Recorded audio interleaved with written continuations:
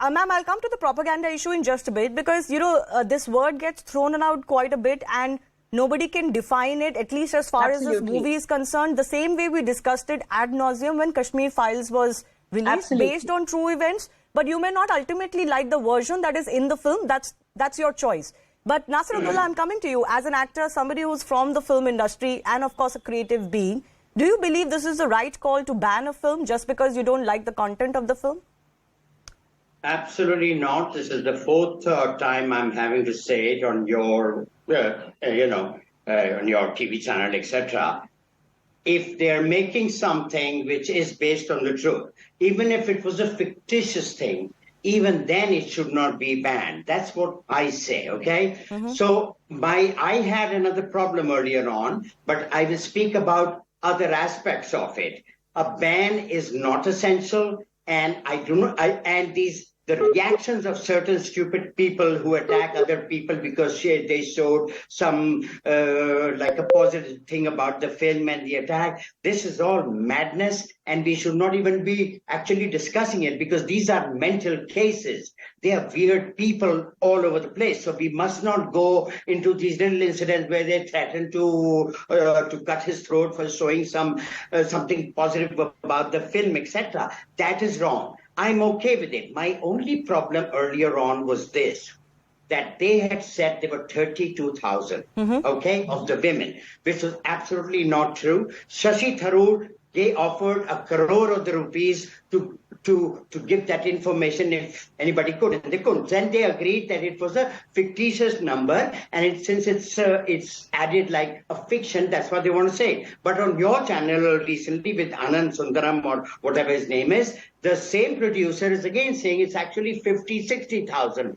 So what I'm saying is, if you're making a film on the truth, it's about the truth, then why do you need to lie? Why do you need to exaggerate unnecessarily? Because then it could be deemed by the people around as propaganda.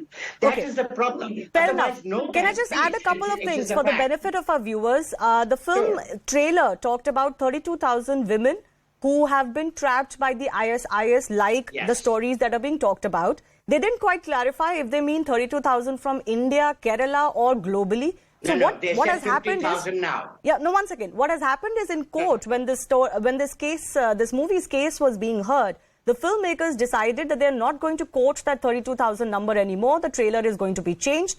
But Manojit, I come back to you. Fundamentally, the issue is the court did go ahead and say there is no problem otherwise with this film. The film should be released. It has, of course, got all the permits, and people have tried, even in the court of law, to try this, to get this movie banned, and the court did not agree that there were sufficient grounds. Then how does it make the Bengal government look?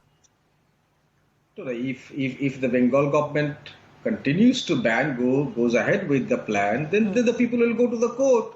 But the government, in its full wisdom, has every right, in anticipation of law and order situation, every right to take preventive action. That is part of the law. That is part of the CRPC. The government has got that right.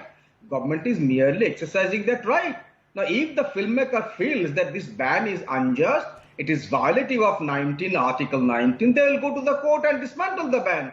The government has got every right. One incident you reported in Rajasthan, who knows, there could be many more incidents because of this kind of a film. Because a completely religious polarization is going on, and on top of that, you are bringing in certain issues which are far from being a fiction. It's not even fictional, but it is completely imaginary, untrue and whatnot. It's not quite completely untrue. Let's be fair. Manojit, let's be fair. From Kerala, there are cases of both men and women going to join the ISIS. Let's not deny that reality. So what is the government doing then? Yes, you can ask that question. What is the government doing? Right now, I am discussing what is the West Bengal government doing while banning this film.